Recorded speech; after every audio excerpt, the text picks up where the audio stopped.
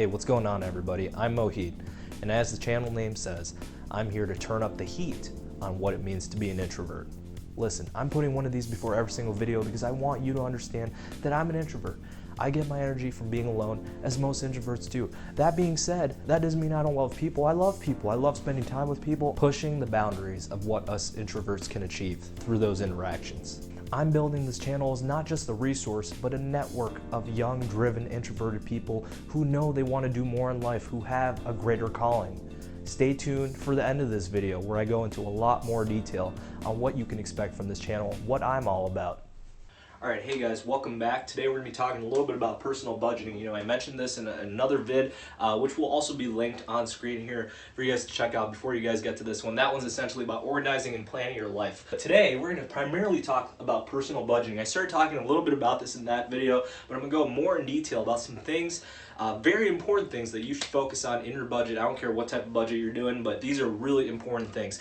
I know I recently started using a budget a little less than a year ago. I'm a junior in college, so I feel like I definitely should have started doing one sooner. But that's the thing about college and education in general. It doesn't teach us this, man. Like we go through the whole process and we're not sure about how to budget. I have to figure this out on my own. I have to go online, which is perfectly fine, you know, once again, but this is something that is critical to being a full-fledged adult and we're not learning it. So that's why I'm making this video. So hopefully I can clarify the process of budgeting. You guys can implement it in your own life, hopefully begin to start saving money and then investing that in stocks or real estate. First off, I just want to describe why a budget is important. Why do you need a budget? Why is this important for anybody? Well, first off, when you start getting older, start realizing there's this thing called credit cards.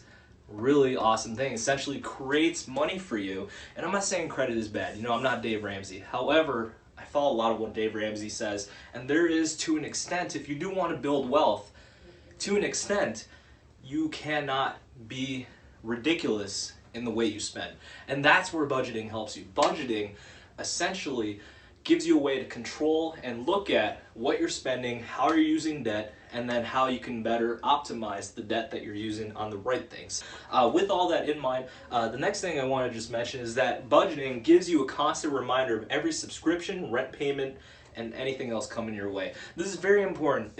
If you're living in an apartment, if you got a car, if you have all these things going in your life, if you have Netflix, subscriptions of any sort, maybe you have Chegg if you're in college. Hey man, I have Chegg.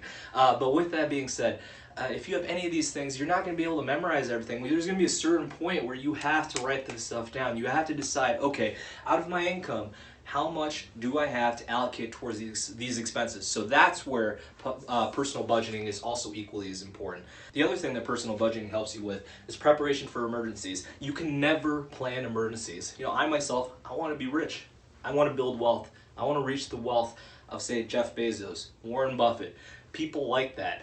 However, that's, you know, no matter what, you're always going to run into emergencies of any sort. You can't predict emergencies. Family member dies, friend dies, your car gets crashed. Worse, your car is in the parking lot, someone just rams into it for no reason. Things happen and you have to be prepared for that. The final aspect about personal budgeting that is very important is the fact that it keeps you goal-oriented. In the previous video, I talked a little bit about how important it is to stay goal-oriented, how important it is to have goals in your life. Again, a whole video could just be made on goals. Once again, being goal-oriented takes more than just having goals. It takes having your goals on your budget, see how your money's working towards that goal. Your money needs to be working for you. You can't just be working for it. With all that out of the way, let's go ahead and get started on the reason you came here. Here are the areas to focus on when creating your budget. The first thing that I want you guys to do with your budget is I want you guys to create a spending budget. And what that is, this is all going to be on the same spreadsheet or whatever you use to create your budget. And we'll go into resources that you can actually use to create your budget in a second here, but you want to keep track of your spending. You want to be able to look at exactly how much you're spending every week, and then you also want to create a budget as to how much you should spend every week, whether it be $100, $200, $300. I hope you're not spending over $600 every week. So it really depends on where you're at in your life. If you're a student, if you really don't have many expenses, if you're spending all this on food, but you have dining cord access, then that's something that obviously needs to be looked at. So this will, if you keep track of everything you're spending on every week, you're going to start to see some patterns in terms of how you can better optimize your money. Maybe you don't spend, in which case you probably should spend, otherwise the person you're with is probably going to be bored out of their mind. But once again, there needs to be a balance, and that's where spending is really going to help you. Along with that, the next thing you want to do is you want to keep track of your savings. You want to actually save your money. I follow Grant Cardone. He's a really cool guy. I'm going to link him in the description below. Really awesome influencer and salesman. I attended his 10X conference, and he brought up something, not at the conference, but in one of his videos that I think is crucial in terms of savings, and that's you should be saving 40% of all the income you're making and using that to invest in real estate and stocks. Now notice what I said, use that. Don't necessarily spend it. So this is where your savings should differ from your spending. You don't want to be spending your savings. You don't even want to be saving your savings. You want to be reinvesting that into stocks and real estate. And that's where it's crucial once again. For those of you who probably can't get by doing 40%, you need to find a way to do that. But until then, it is safe to use the Dave Ramsey method of 15% of your income. That is something that is probably more realistic, especially if you have a lot of expenses, or if you just want to save for mutual funds or 401k retirement. The next thing you want to keep track of are subscriptions and car payments. Not necessarily car payments, but all payments. The idea behind this is that yes, you're tracking your spending, you're tracking your savings, you're like, Mohit, okay, why do I have to track all this? If I'm able to cover all this, well, how do you know if you'll be able to? When you have, you're gonna have rent, you're gonna have like house payment, mortgage payments, hopefully don't buy a house if you're young enough, don't buy a house, and I'll go into that in a totally separate video, but we don't have time to cover that right now. The idea behind keeping track of your subscriptions and payments is because all this stuff can add up, and you need to be sure that your income is enough to give you the ability to pay those off, to be able to spend a little bit every week, and then to save. You want to be able to save and then reinvest that money. So, once again, it's very important to keep track of your subscriptions. If you have Netflix, Hulu, Spotify, any of these sorts of things, if you have a check account, or even tuition payments, things like that, car payments, mortgage payments, rent, all these sorts of things are things that can very much add up and get out of your control if you're not watching them. So on a weekly basis, you want to be keeping track of all these. The next thing I want you guys to keep track of is your emergency fund. You want to put a little bit of money aside for emergencies. I don't care what that is. That's 15%, 5%. You decide a number. You decide how much emergencies in your life are going to be worth and how much those could potentially cost you. It really depends on what it is. If you have a business, what happens if it goes bankrupt? Depending on what type of business it is, you have to be ready for taxes. You have to be ready for the potential of, say, a business partner leaving. These are things you do got to worry about. If you don't have business, or even if you do, you always have to worry about car accidents, someone in the family dying, having to miss days at work, things like that, finding a new job, say you're unemployed. These are all things you got to worry about, and that's why you need that emergency fund, just in case you get kicked out of your house if you're young. An emergency fund is critical to having in your budget. I don't care how much it is, but you got to have something in there. For me, I have 500. I don't think that's enough, but you can always grow that. Just don't make that a priority. Once again, your priority should be the savings, should be the investments that you're getting out of your savings, that you're doing with your savings. The second to last thing that I do want you guys to add to your budget here is financial goals. And this doesn't just have to be financial goals. I don't know why I wrote that down here. That's why I'm just writing goals here. This could be anything from like a new house, a debt paid off, house paid off, buying a certain item, tracking a particular investment or deal. Hopefully it's that investment or deal aspect, because you don't want to be doing all those other things until you actually have passive income coming in, passive income flow. The idea behind keeping your goals tracked on the same budget sheet is so this way you understand how much money you have at the end of every single week and how that's better serving you towards your goals, whether it's a particular investment you're looking at, whether it's a particular property, if you're doing real estate or anything like that. That's where keeping track of your goals on the same spreadsheet or whatever it is can really, really help. Because if you're looking at this every week, you're going to get mentally in the mindset that, hey, you know what? I'm not managing my money well. I need to do these things right here, and I need to get back on track for my goal. All right, guys, so the one last thing, and I saved the best for last. I circled this in my organizational and planning video. If you guys remember, once again, check that video out if you haven't already. But the one other thing that's critical to being able to have all these things in the first place is your income. You need to be writing down all your sources of income. If you have a job, write down how much you're making. If you have passive income flow of any sort. If you have a property that's generating money for you, write that down.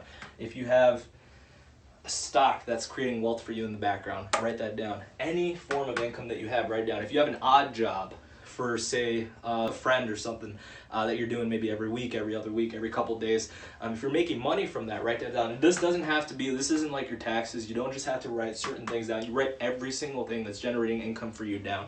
And this way, you're able to actually cover all your expenses. You're able to take 40% of that, put that in your savings. You're able to take some of that and put it towards your emergency fund. I talked a little bit about this in the planning organizational video, but if you don't already have a job, if you're young, if you're a student, if you're anywhere midway through the high school level, get a job, man. It just has to be a part-time job. Doesn't matter if it's 10 hours a week, 20 hours a week, 5 hours a week.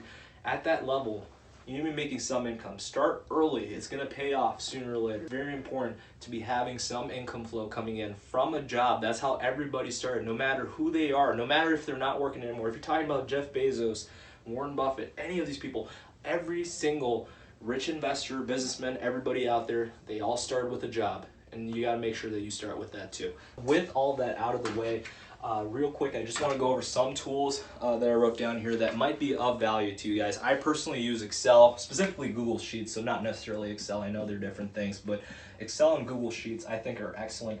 There's no right way to do your budget. There's tons of tutorials online. Not a single one's the right way. Again, you got to figure out what works best for you, for your goals, your financial planning, things like that. But there's lots of really cool functions that you can use in Excel and Google Sheets. They're very similar, so it doesn't really matter. It just depends where you feel comfortable keeping your information. So these are really great, flexible ways for you to build a budget from scratch. If you don't want to build one from scratch, there's tools out there like mint.com, you got Acorns, you have all this stuff. There's tons of apps and websites out there that will do a budget for you. I know Dave Ramsey, he has something which is good if you're trying to mitigate debt. If you're, for whatever reason, over 30 or maybe over 25, you have a shit ton of debt and you really want to get rid of it, like maybe you have a car you haven't paid off for a long time, maybe that would probably be a good idea. However, once again, there's tons of apps out there like Mint. I don't know why I wrote apps here. I meant to say Acorn, but I personally have used Acorns before. It's really cool. It gives you some intro to investment tips. It gives you a way to diversify investments without really thinking about it. Again, think what you want about it, but it's a really cool resource for those that are starting out. So these are really cool. If you don't think you could necessarily create a budget from scratch just yet, then I encourage you to start using some of these apps right up front. But there's tons of other ones like YNAB, Pocket Guard, Prism, Personal Capital. These are all things that I found online. I personally don't know what these are. Once again, they're YNAB, Pocket Guard, Prism, Personal Capital. As of February of 2019, when I did my research, these are apparently some of the most popular budgeting apps out there. So definitely feel free to check those out. I'll put links for all of them in the description below, as well as on the screen here, so you guys could actually navigate to them and get started right away. But this is everything pretty much I wanted to talk about in terms of personal financing. And once again, I think it's critical to being able to manage your money towards a certain goal. You need to have goals. That's the number one thing you got to take away. Goals and income, those are the two major things that you have to take away. So I encourage you all, no matter whether you have a part-time job, full-time job, whatever it is, create a budget if you don't already have one. It's really going to set your mind straight. It's going to get your money straight. It's going to get your money right. And that's the most important thing if you're an aspiring entrepreneur, or even if you're just trying to live the good life. If you're just trying to get a job, find a house, settle down, things like that, it's very important to have a budget for all of those reasons, so you can keep track of your money, you can create your legacy and your future. All right, everybody, I hope you guys enjoyed this video as much as I did making it. Once again, this is just a small snippet of what to be expecting from me and this channel. We're all just a bunch of introverted nerds just trying to find success and leave our footprint in the same way as our extroverted counterparts, whether that looks like starting a business or just finding the right job. This channel is going to focus on providing a ton of professional and personal development contents for all of my fellow peers out there, people who are going to be the future leaders of the world. Let me just say that I'd love to have a conversation with each and every single one of you, so go ahead and subscribe and leave a comment down below. Share your success stories, your dreams, your goals. Let's talk about all of that. This is what really pushes people forward. This is going to help build a community. At the end of the day, I can only share what my experiences have been thus far, but you guys have so many different experiences outside of that. I'm constantly learning and growing every single day, so I'll always have tons of ever-changing content on this channel to put out there. With all of that being said, thank you guys so much for all support that's been shown so far. As all of us introverts recognize, a little support can really take people a long way, and that's what I really hope to be sending around as we work together to build this community. So with that, go ahead and subscribe, like, dislike even, follow, comment, and share around with your friends and family. Let's all work together to assemble the future leaders of tomorrow and get this movement going.